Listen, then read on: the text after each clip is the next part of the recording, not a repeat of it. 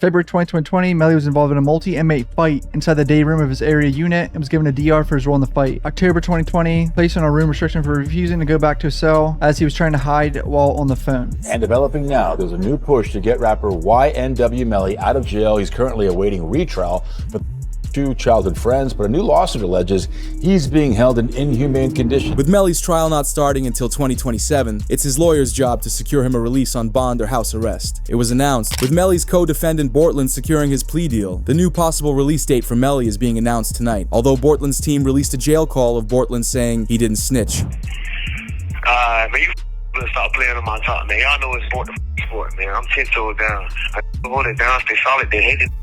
Fold to control, they quick to break it. I'm a young the G just fitted for license. But I look like taking the deal that hurt my. I look like giving a about how y'all feel. I'm a young fly, be back to raise and prevail. Damn, why they wanted to take that L? Don't you know you can see the dirt for even speaking that L? It's Bortlen sport name a part of Mickey Mouse Clubhouse. YNW for L, never be stopped. Let's stop playing on my top like y'all know what the f going on, man. Hey, free me here, Melly.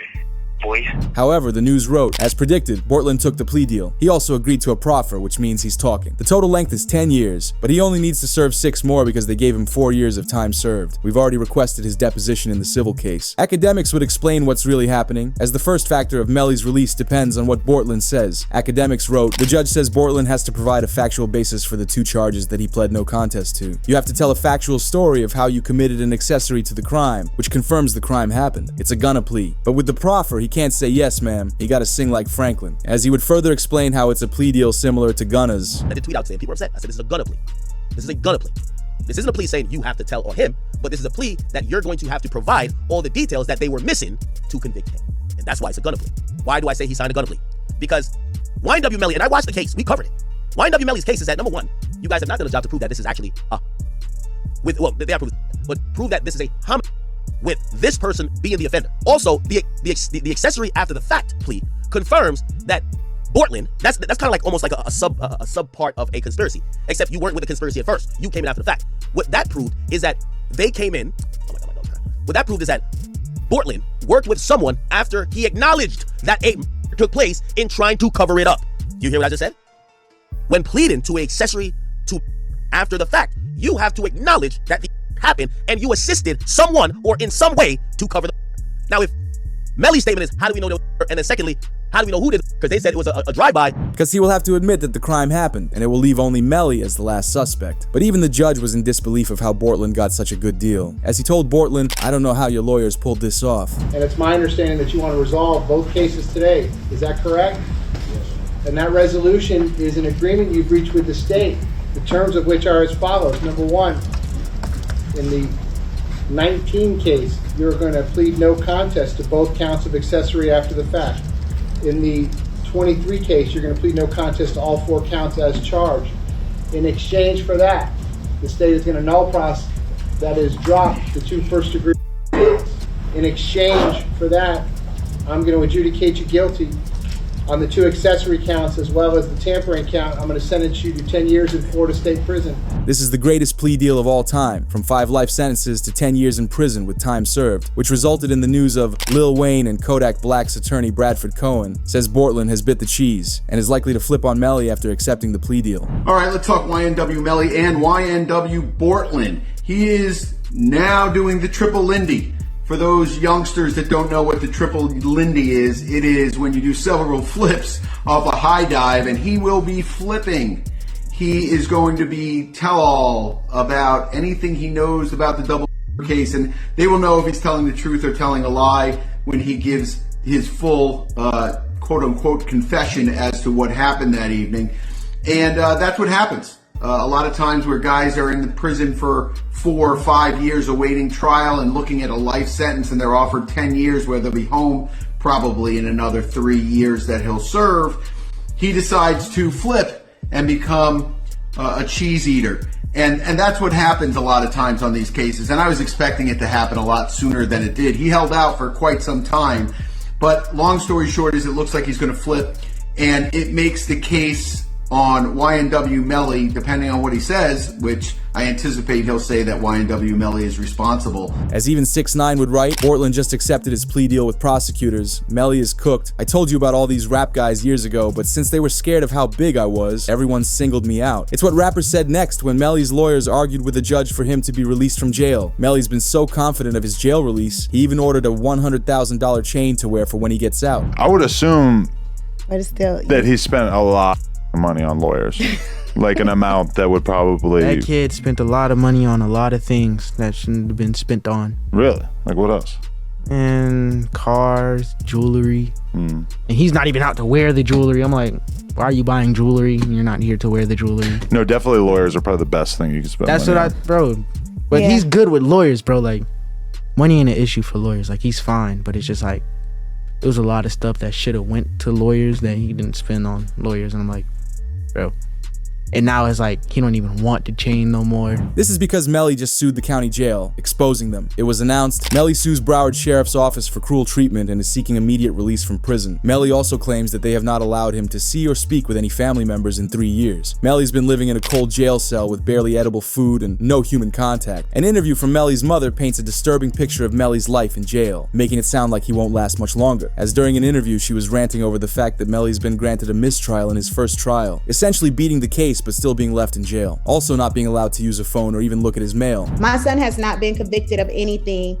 And even other inmates that have been convicted or anything, they have the right to use a telephone. They have a right to just to be allowed to write letters to their loved ones, to receive their mail. They hold his mail, they don't give it to him. As Jamie King would reveal, she feels absolutely heartbroken for her son. She feels helpless as he's not even being treated like a human in jail. When you saw Melly's statement, just saying how he's been hurt, how he's scared for his life, as a mother, how did that make you feel? It's heartbreaking. It made me feel completely helpless. Broward Sheriff's Office definitely needs to be investigated. I mean, they are making up their own rules. We've tried to go to court about this situation. The judge really doesn't have any jurisdiction when it comes to the jail, because we actually had a hearing about the mistreatment of him, and the jail they make their own rules. And I don't think that's fair, because I know that they need to answer to someone too. This got a lot of media attention, especially from industry people. Charleston White reacted and said it's exactly how Melly should be living. The YNW Melly, I'm so happy he in jail getting mistreated. Yeah, I'm so happy he in jail getting mistreated, homie. Homie, when you take a life, homie, you ain't got a right to complain about a motherfucking thing about being mistreated when you done chose to play somebody. This had Boozy speaking on the case and how bad he feels for Melly's mother. Okay, so Then I met his mama while he was in. Oh, okay. I met his mom while he was in, and she real, bro. You know, she real. She's stressed out. I heard she had a... Yeah, she real, and I reached my hand out to him, cause I'm real. Yeah, I reached out to him, bro. I met his mom, and she a good woman, bro. And when I see them mamas like that, it remind me of what my mom was going through, bro. This is when the feds responded to Melly's lawsuit by arresting his ex-girlfriend, Mariah Hamilton. Mariah Hamilton is spending her first day at the Broward County Jail. She has no arrest record until now. U.S. Border Patrol agents arrested her at Miami International Airport Monday after she arrived on an international flight. Court records show Hamilton was ordered to testify in Demon's first trial in 2023. The judge made a deal with Mariah for her freedom, but in return, she has to testify in Melly's trial. She accepted, which is terrible for Melly. She wrote on Facebook, "Thank you to my village. I love y'all so much. God's plan, not mine." They found disturbing evidence in Mariah's iCloud account relating to Melly forcing her not to testify in trial. This is witness tampering and carries a life sentence in jail as punishment, which is separate from the Double M case. The state filing 6 new charges against Demons and 2 others who were allegedly involved. The charges include tampering with a witness, directing the activities of a criminal, solicitation or conspiracy to commit tampering, and unlawful use of a two-way communication device. Now, a couple of those charges actually carry a life in prison sentence if there's a conviction. Because of the tampering, Melly's been restricted from the jail phones. But we heard Juvie's father explain how Melly did it. There was this kind of crazy way that Melly was communicating. He wasn't allowed to use the phone, but he was passing notes to people, and then this person's calling this person and then that person. Saying like to me, they going through extreme measures, trying to cover up or convince people not to testify, like Mariah mom. They was using code words like Rihanna and A$AP Rocky's baby mom. But if it's true Melly's used the phone to tamper, that's why he's not allowed. With this presented to the judge, it would affect his decision on Melly's bond release. He would ask the prosecutors for reasons why Melly shouldn't be released. As they revealed, they have messages of Melly admitting it. The PC Gambino account asked him if he was okay, and his response was, "I did that," and placed a smiley face emoji. And the next message from 10/26/2018 at 16:02 from Eastern Standard Time. The YNW Melly account says what? After that, SHHHH. But there's also a video of Melly dancing with Bortlen only 5 hours after the crime, as it's weird how happy they look.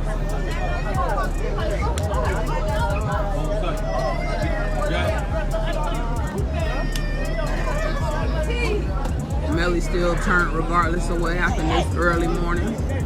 He's still out here being very positive. Turned still. Hey! The dog still turned, regardless of what happened. You already know. However, Melly was filmed again that he didn't know about, which was the moment he got into the back left seat of the car.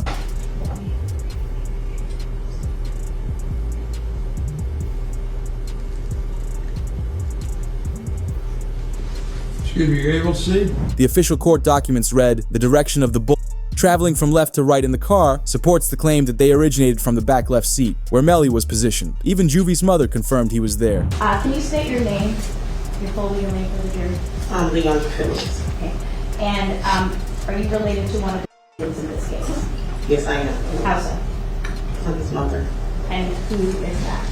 Christopher Thomas. Ms. Phillips, did you see who entered into the occupants who entered into that gray Jeep? Yes.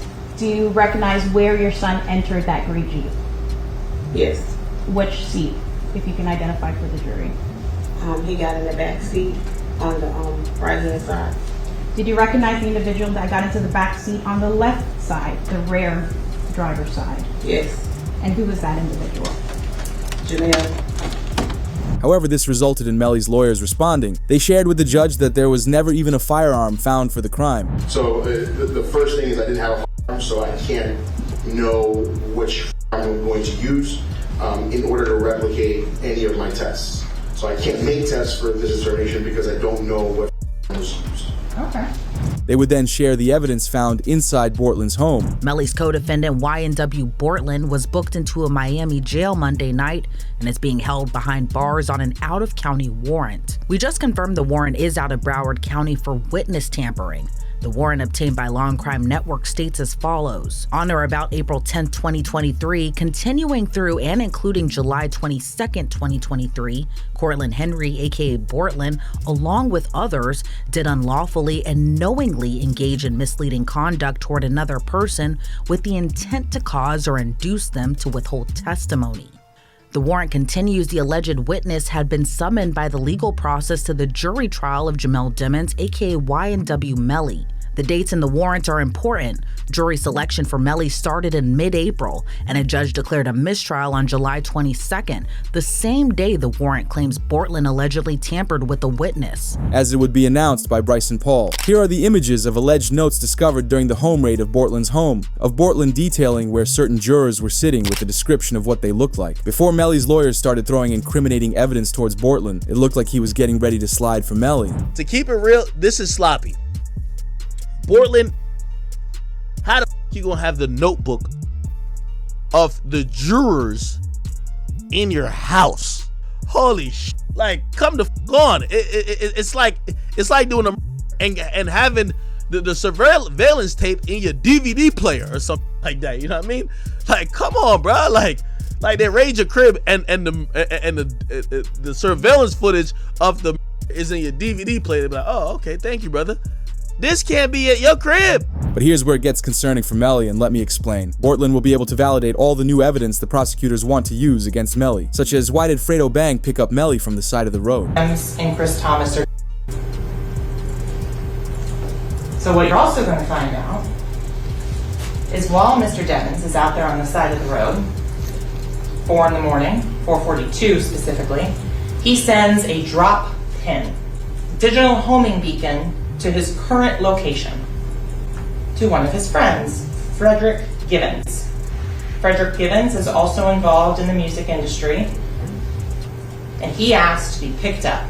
Frederick Givens then, about 11 minutes later, is sent another drop pin where Mr. Devins has moved a couple of meters. What you're going to find out as well, though, is these digital leashes, they have more than just phone call. But they also want to use evidence from a Facebook post of Melly with Young Thug, as they're trying to say Melly's in the Red Street team because he was seen with Young Thug. Same thing, the use of the slap term, 5-point star, snake. He's saying he's YSL, he's hanging with him. And he puts up his YNW for life hashtag on it with Mr. Devins has the big B hand signs posted, displayed. Okay, and see with individuals again, I'm assuming that's also Young Thug. That's also unknown. Yes. Also important to your investigation, correct? Yes. Also publicly available for anyone to see and capture. But this got Melly angry in court. He was fine with the prosecutors adding that to the case, but his lawyers wanted to stop it. The News wrote, "Today's hearing marks the first time Melly publicly went against his legal team's advisement in open court, as Melly was seen yelling at his lawyers." Yes, sir. Against our advice, our client wants to proceed. You object to this. Your request we need to determine this automatic stay. Based upon what our client has instructed us, yes, sir. People in the court heard that Melly was saying, "I don't care. I'm not in the team. They can't prove that." I'm aware that 924-071.